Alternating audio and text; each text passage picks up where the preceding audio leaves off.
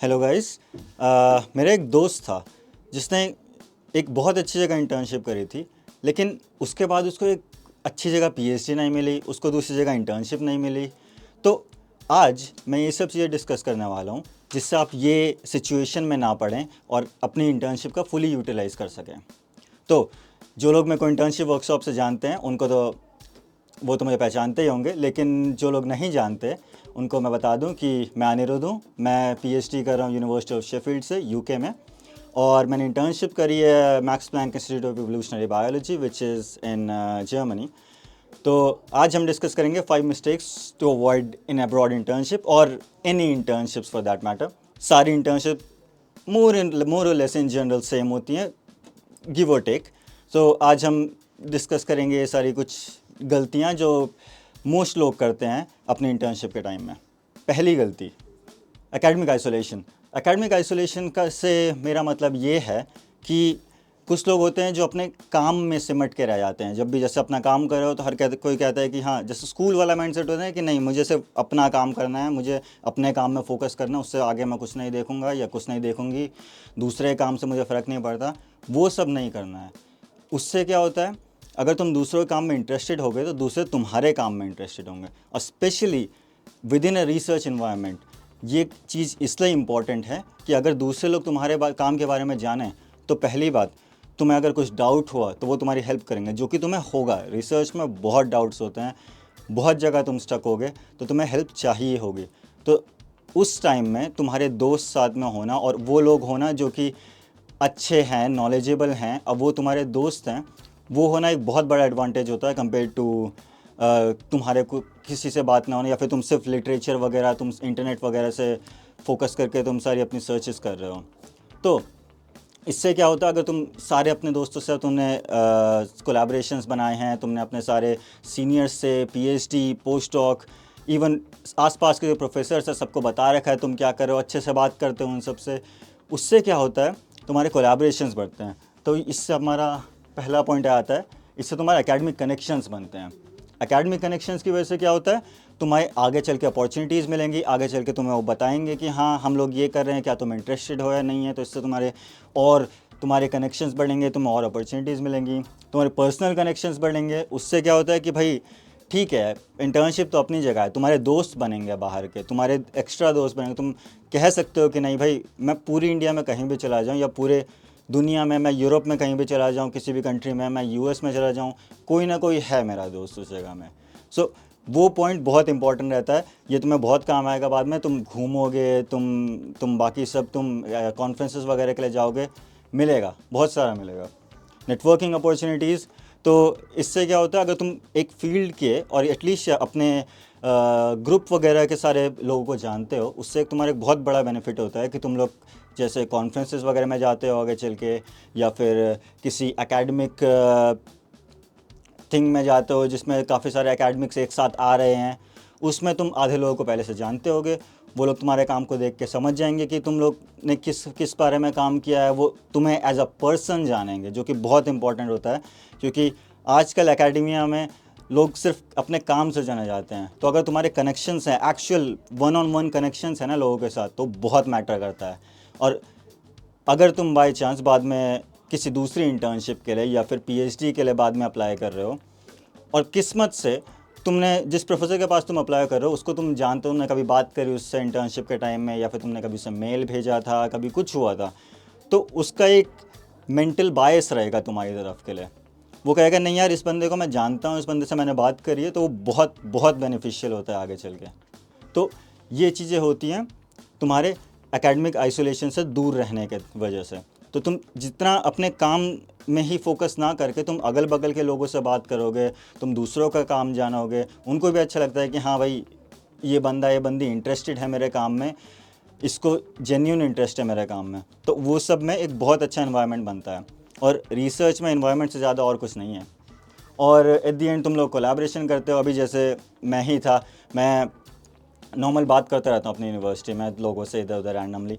अभी हम लोग हाइक में गए थे रैंडमली, तो वहाँ पर ही हमारे कोलैबोरेशन सेटअप हो गया कि नहीं, मैं एक से बात किया तो उसने कहा अच्छा तुम इसमें काम करते हो, मैं कहा हाँ मैं इसमें काम करता हूँ। फिर उससे बात उसने बताया वो इसमें काम करता है, फिर उसने कहा कि हाँ हम दोनों साथ में ये सब कर सकते हैं। तो अभी आते आते कोलैबोरेशन सेट हो गया। अब उससे जो भी होगा उससे पेपर निकलेगा, उससे एक नया प्रोजेक्ट होगा, वो सब बात की बातें हैं। पर ये एक कोलैबोरेशन ऑलरेडी सेट हो गया है, एक रिलेशनशिप आगे सेट हो चुकी है एकेडमिक। तो अगर बाई चांस मुझे पीएचडी के बाद मुझे ढूंढनी है जगह कहीं और कि मैं क्या करूँगा इसके बाद, तो एटलीस्ट वो वाला इंसान अगर मेरे को देखा कि नहीं यार इसके साथ मैंने काम किया हुआ है, तो वो एक बहुत बेनिफिशियल होगा। सेम चीज़ इंटर्नशिप्स वगैरह में भी। तो अपने काम में घुस के मत रहो, थोड़ा इधर उधर रहो। और सपोर्ट वगैरह में तुम्हारा यूजुअल, तुम कहीं पे भी अटकोगे, दूसरा बंदा जो कि रिलेटेड फील्ड में काम कर रहा है लेकिन एग्जैक्ट सेम फील्ड में नहीं है, वो तुम्हारे काम को एक डिफरेंट पर्सपेक्टिव से देखा, तुम्हारी प्रॉब्लम्स को एक डिफरेंट पर्सपेक्टिव से देखा है। तुम्हें एक थर्ड पार्टी पर्सपेक्टिव मिलेगा प्रॉपर, जो कि बहुत हेल्पफुल होता है तुम्हारे काम को लेकर। मैं खुद स्टक हुआ था जब मैं मैक्स प्लैंक में था, उस टाइम मैं बहुत इंपॉर्टेंट बहुत की एक्सपेरिमेंट में मैं स्टक हो गया था उस टाइम में। अब मैं प्रॉपर बायोलॉजिस्ट हूँ, मैं प्रॉपर बेंच बायोलॉजिस्ट हूँ, मैं एक्सपेरिमेंट्स करता हूँ। मुझे उस टाइम में हेल्प करती है एक बायोइन्फॉर्मेटिशियन है जो कि कंप्यूटर में काम करता है। तो तुम्हें कुछ नहीं पता तुम्हारी हेल्प कहाँ से आ जाए, तो कोशिश करो इंटर्नशिप वगैरह के टाइम में या फिर जब भी जहाँ पर भी किसी एकेडमिक सेटिंग में रहते हो, सबसे बात करो, सबका काम जानो क्या क्या करता है। तुम्हें कुछ नहीं पता क्या हेल्प कर सकता है, और दोस्त बनेंगे सबसे इम्पोर्टेंट बात। ठीक है, तो ये हो गया पहला पॉइंट। दूसरे पॉइंट में आते हैं, नॉट प्रेजेंटिंग योर वर्क। तो काफ़ी लोग क्या करते हैं ना, अपना काम करते हैं, ये एकेडमिक आइसोलेशन का एक्सटेंशन है कि वो लोग अपना काम करते हैं, निपटा के चलो, इंटर्नशिप ख़त्म हो गई, नमस्ते चलो। इस चीज़ से तुम्हें बचना है। कोशिश करो कि अपना काम तुम प्रेजेंट करके जाओ, लोगों को प्रेजेंट, तो उसी इंस्टीट्यूट में तुम बता के जाओ। तो इससे एक और चीज़ हो जाएगी, तुम जिन लोगों से बात नहीं कर पाए थे ना, उन लोगों को भी रीच आउट कर पाओगे। अभी जैसे मैं था मैक्स प्लैंक पे, मैंने जितनी बात करी थी, मैं अपने फ्लोर वालों से बात करी थी मैक्स टू मैक्स। अगर मैं बहुत मैं अगर एक्सटेंड करूं अपनी बातों को, तो मैं अपने मैक्सिमम फ्लोर तक रीच किया था। जब मैंने लैब मीटिंग दी थी, जब मैंने अपना काम प्रेजेंट किया था eight the end of my internship, मैं अराउंड 200 लोग थे वहाँ पे, पूरे यूरोप से रिसर्चर्स थे वहाँ पे, और उनके सामने मैं अपना काम प्रेजेंट किया था। तो अभी क्या होता है, अब मैं पेपर्स वगैरह देखता हूँ ना, तो मेरे को ऑथर्स के नाम समझ में आ जाते हैं कि अरे इसको तो मैं जानता हूँ, इसको मैं जानता हूँ।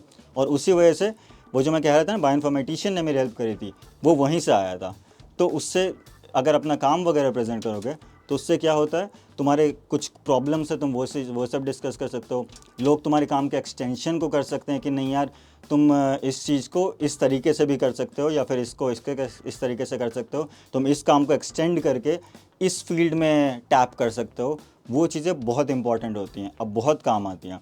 और तुम्हारे बाकी लोगों को भी पता चलेगा कि हाँ ये भी कोई बंदा है, इसने भी यहाँ पे इंटर्नशिप कुछ करी है। तुम्हारा नाम उस जगह में एक छप जाएगा बेसिकली लोगों के दिमाग में कि हाँ ये भी कोई है, जो कि बहुत इंपॉर्टेंट है। स्पेशली जब तुम एक नई जगह में हो, जहाँ पे तुम्हें कोई नहीं जानता, जहाँ पे तुम्हारा कोई रिलेशन नहीं है होने का, तुम सिर्फ एक इंटर्नशिप करने आए हो बस। उस जगह में अगर तुम्हारा नाम कहीं पे आ जाए ना, वो बहुत इंपॉर्टेंट बात है। ठीक है, तो काफ़ी लोग डरते हैं प्रेजेंट करने से, जो कि ठीक है, वैलिड पॉइंट है प्रेजेंट करना। मुझे भी बहुत शुरुआत में बहुत अजीब सा लगता था कि यार कैसे दिखाऊंगा, कितना किया है, वो जज करें कि यार इसने तो कुछ किया भी नहीं है, आ गया है ऐसे करके। बट एक दो बार प्रेजेंट करोगे ना, एक बार पुश करो खुद को, एक दो बार प्रेजेंट करोगे तो उसके बाद स्मूथली आ जाता है, और एक टाइम के बाद मज़ा आने लगता है।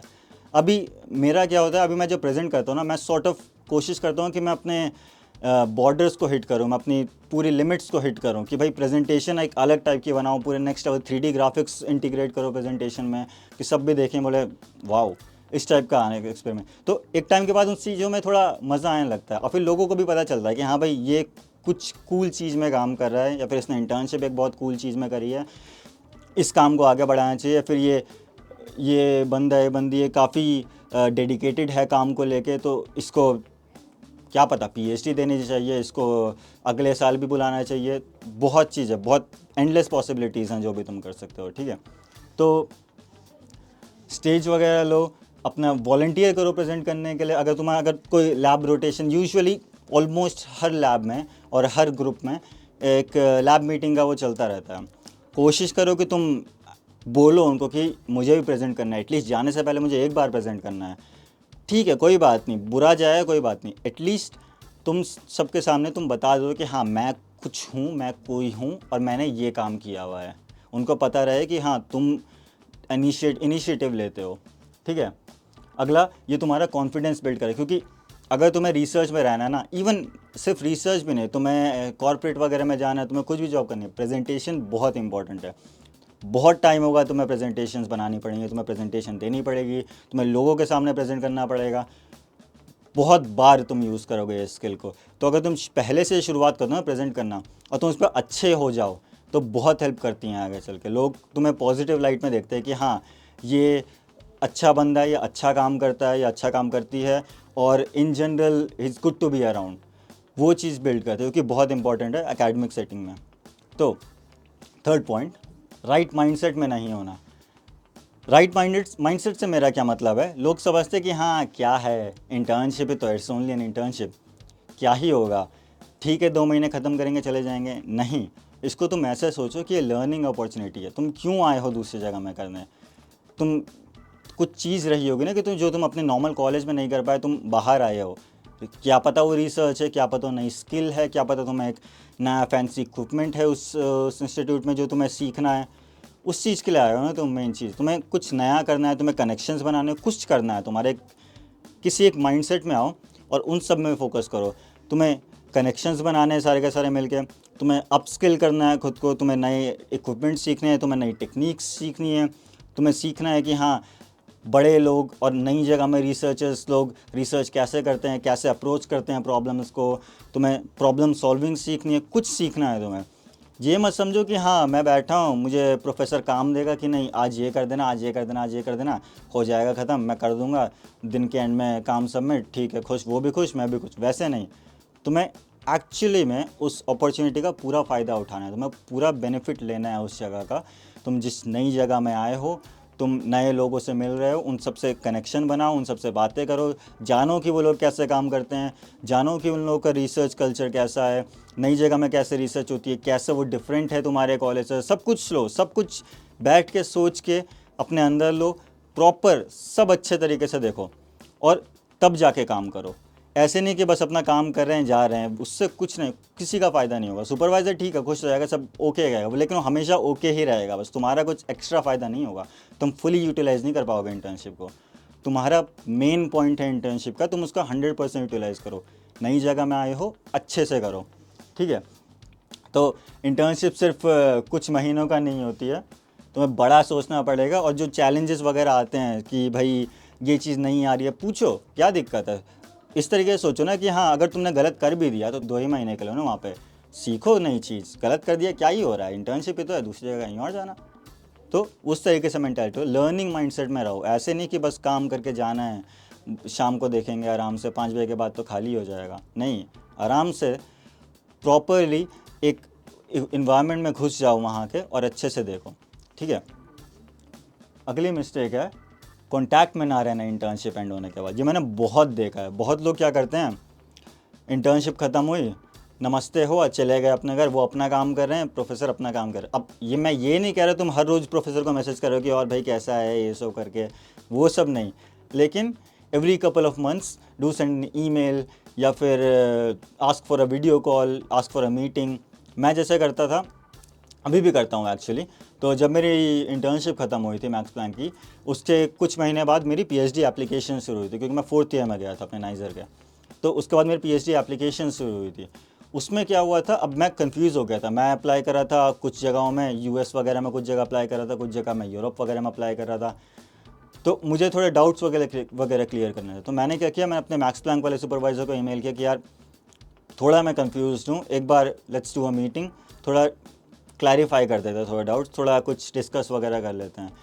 वो उस बंदे ने एक मीटिंग सेट करी, हम दोनों ने प्रॉपर बात करी 1 आध घंटे, जितना भी था पूरे डाउट्स क्लियर किया।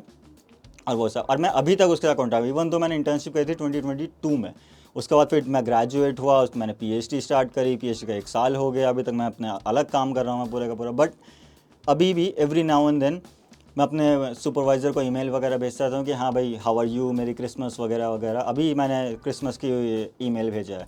तो इन सबसे ज़्यादा कुछ नहीं होता है, बस उनके दिमाग में तो वो तुम्हें भूलेगा नहीं, वो चीज़ बहुत इंपॉर्टेंट है। तुम्हें भुलवाना नहीं है खुद को, तुम्हें ऐसा होना चाहिए कि हाँ, प्रोफेसर को भी लगना चाहिए कि मैंने इसको गाइड किया था एक किसी पीरियड में और ये बहुत अच्छा स्टूडेंट था। उससे क्या हुआ, अभी अपना एग्जांपल ले लेता हूँ। मेरे को अभी दोबारा जर्मनी से कॉल आया कि भाई एज अ गेस्ट लेक्चर के कि एक गेस्ट लेक्चर दे दे वहाँ पे अपने काम के बारे में। वो सब अगर मैं टच में नहीं होता मुझे नहीं होता, लेकिन अब मुझे खुद मेरा सुपरवाइज़र, पुराना सुपरवाइज़र उसी इंस्टीट्यूट में जहाँ से मैंने शुरू किया था काम, वहाँ कॉल कर रहा है कि भाई एक सॉर्ट ऑफ एक लेक्चर वगैरह दे दे सबको कि तुम क्या क्या काम कर रहा है। तो कॉन्टैक्ट में रहने के बहुत फ़ायदे होते हैं। और एक और चीज़, बहुत इंपॉर्टेंट चीज़, कि जब तुम बाद में जाओगे, तुम पीएचडी वगैरह के लिए अप्लाई करोगे, जॉब वगैरह का अप्लाई करो, रिकमेंडेशन बहुत इंपॉर्टेंट रहती है। हर कोई तुमसे रिकमेंडेशन मांगता है, एक या दो, एक तो मुश्किल ही मांगता है, 2 या 3 रिकमेंडेशन तुमसे मांगेंगे। तो रिकमेंडेशंस के लिए ना, अगर तुम्हारे अब्रॉड अगर तुमने इंटर्नशिप करी है या फिर तुमने outside of your college internship करी है, तो जो जॉब वाला है वो अगर तुम्हारा सीवी देखेगा ना कि तुम्हारे रिकमेंडेशन कहाँ कहाँ से आ रही है, वो तो देगा ठीक है, एक तुम्हारा खुद का सुपरवाइज़र है तुम्हारे मास्टर्स का लेज से, जो कि तुम्हारे इंस्टीट्यूट से। अगर वो दूसरा देखे कि हाँ ये वाला बाहर कहीं से आ रखा है, या तो आउटसाइड इंडिया आ रखा है, मैक्स प्लैंक से आ रखा है फॉर एग्जांपल, काफ़ी लोगों ने करी है, या फिर इवन कुछ नहीं, even with in India but IIT वगैरह किसी और जगह से आ रखा है, तो लगेगा हाँ जो बंदा है जिसने अप्लाई किया है उसके पास कॉन्टैक्ट्स हैं, वो जानता है इधर उधर लोगों को। तो अगर तुम टच में रहोगे ना अपने दूसरे इंटर्नशिप वाले सुपरवाइजर, तुम मुझसे मांग सकते हो कि हाँ भाई यार कि मैं अप्लाई कर रहा हूँ पीएचडीज़ के लिए, मैं अप्लाई कर रहा हूँ इंटर्नशिप्स वगैरह के लिए, या फिर मैं इन जॉब वगैरह का अप्लाई कर रहा हूँ, यहाँ पे लोग रिकमेंडेशन मांग रहे हैं, तो could you please give me recommendation. उस टाइप कोई मना नहीं करता। अगर तुमने ये सब जो मैंने पहले तुम्हें बोला है, तुमने सबसे बात करी है, तुमने एक अच्छा इंप्रेशन बनाया है, कोई मना नहीं करेगा। नॉट इवन दैट, अगर तुम्हारे कोई ज़्यादा ही अच्छे रिलेशन है तो तुमने इवन जिसके अंडर काम नहीं किया, फॉर एग्जांपल कोई रिलेटेड सुपरवाइजर जिसका तुम्हारी बहुत अच्छी बनती है, तुमने प्रॉपरली डिस्कस किया था बात, उससे ही मानो कई बार वो भी मान जाते हैं, कोई दिक्कत नहीं होती है। तो इस बात में बहुत बेनिफिट होता है कि अगर तुम्हारे फॉर एग्जांपल मेरे पास 2 पर्सन के सीवी हैं, एक के पास है, एक के रिकमेंडेशन है, उसी के मतलब 2 उसी के इंस्टीट्यूट्स हैं जहाँ पे उसने मास्टर्स या बैचलर्स वगैरह करी है, ठीक है। दूसरा बंदा है जिसका एक बाहर की इंटर्नशिप बाहर का रिकमेंडेशन है, एक के पास अंदर का ही विद इन कॉलेज वगैरह का ही है, तो मैं ऑब्वियसली उसको प्रेफर करूँगा ना, जिसके पास बाहर वगैरह का रिकमेंडेशन है, थोड़े एक्स्ट्रा रिकमेंडेशन है जो कि आउटसाइड ऑफ इट्स कॉलेज हैं। तो वो एक बायस बन जाता है जो कि बहुत इंपॉर्टेंट होता है, जो तुम्हें एक एज देगा जॉब एप्लीकेशंस में, पीएचडी वगैरह के टाइम में बहुत फ़ायदा होता है, ठीक है। तो कॉन्टैक्ट में रहना बहुत इंपॉर्टेंट है। कुछ भी रैंडम मेल भेजो, ऐसे नहीं कि तुम स्पैम कर रहे हो उसको, हर 2-3 हफ्ते में मेल भेजो, नहीं, उससे चिढ़ जाएंगे दोस्तों। सुपरवाइजर्स के पास टाइम नहीं होता है इतना। तो कुछ टाइम है, 6 महीने में, 7-8 महीने में, कुछ हॉलीडे आ गई, न्यू ईयर आ गया जैसा अभी आने वाला है, तुम में से कुछ लोगों ने इंटर्नशिप कर रखी होगी, तो अपने भेजो अपने पुराने सुपरवाइजर को हैप्पी न्यू ईयर वगैरह भेजो, काम आता है, ठीक है। तुम्हें पता नहीं चलेगा कब काम पड़ जाएगा। ओके, अगली और final mistake, not having fun. तो अब तुमने इंटर्नशिप करी, तुमने 50 मेल भेजे, तुमने इंटर्नशिप वर्कशॉप करी, साई एस्ट्रा की हमारी, तुमने सब सीखा कैसे कैसे मेल भेजते हैं, तुमने सबको मेल भेजे, इतनी मेहनत करी तुमने, तुम्हें बहुत अच्छी जगह इंटर्नशिप मिली, तुमने मज़े भी किए पूरे, तुम मेहनत करी पूरी पढ़ के, तुम पहुंच गए, तुम उस जगह नई जगह में पहुंच गए। अब क्या, मज़े लो, तुम सब कुछ करोगे, सब कुछ बैकग्राउंड में चलेगा, लेकिन at the end of the day have fun. तुम नई जगह में आए हो तो घूमो, थोड़ा लोकल वगैरह का जानो कि भाई लोकल लोग का क्या है, आस पड़ोस में कैसे गांव वगैरह हैं, इधर कल्चर वगैरह कैसा। अगर तुम स्टेट से बाहर निकलो या फिर तुम नई कंट्री में गए हो, नई लैंग्वेज है वहाँ पे, तो देखो क्या क्या है, कुछ नई चीज़ ट्राई करो, खाने का नया ट्राई करो, कुछ ट्राई करो, हैव फन। अभी जब मैं अपने जर्मनी के एक्सपीरियंस को रिकॉल करता हूँ तो बहुत पॉजिटिव लाइट में आता है। एक तो उस रीज़न की वजह से कि भाई मैंने लोगों के साथ बहुत अच्छा काम किया था, कि भाई काफ़ी हेल्पफुल लोग थे, ये सब काम किया, मैंने इन सब चीज़ों का ध्यान लिया था। लेकिन एक पार्ट ये भी है कि वहाँ पे मैंने मज़े किए थे, मैं घूमा था इधर उधर, मैं एम्स्टर्डम वगैरह गया घूमने के लिए पड़ोस से, मैंने आस पड़ोस के काफ़ी सारे उनके लोकेलिटीज़, उनके काफ़ी गांव वगैरह देखे उनके अच्छे खासे, पब्लिक ट्रांसपोर्ट में घूमा, उनकी ट्रेन्स वगैरह देखी अच्छे से। At the end of the day I had fun, वही मैटर करता है। तो इतना भी सीरियस नहीं होना है इंटर्नशिप में, ठीक है 2 महीने का पीरियड है, कम टाइम है, थोड़ा स्ट्रेसफुल होगा अपने उसको लेकर, ये सब को लेकर थोड़ा सा और हो जाएगा, बट 5 बजे के बाद तो खाली ही हो गए, 6 बजे के बाद खाली होगे, इवन तो पूरा दिन ले रहा है, सैटरडे संडे को खाली हो जाओगे, कभी तो होगे खाली। निकालो टाइम, घूमो थोड़ा इधर उधर, लोकल लोगों से बात करो, कुछ नहीं है, नई जगह है, कुछ मैटर नहीं करेगा, 3 महीने बाद भूल जाएंगे वो लोग तुम्हें, लोकल लोग। तो जाओ मज़े लो, ठीक है।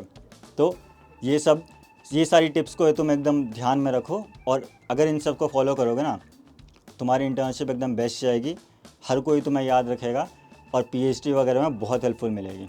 और किसी को कुछ क्वेश्चंस हैं, कुछ लिंगरिंग डाउट्स है तुम सबके, कमेंट सेक्शन में पूछो। हम सब कमेंट्स रीड करने की कोशिश करेंगे और सबका आंसर करने की कोशिश करेंगे, ठीक है। Okay, bye.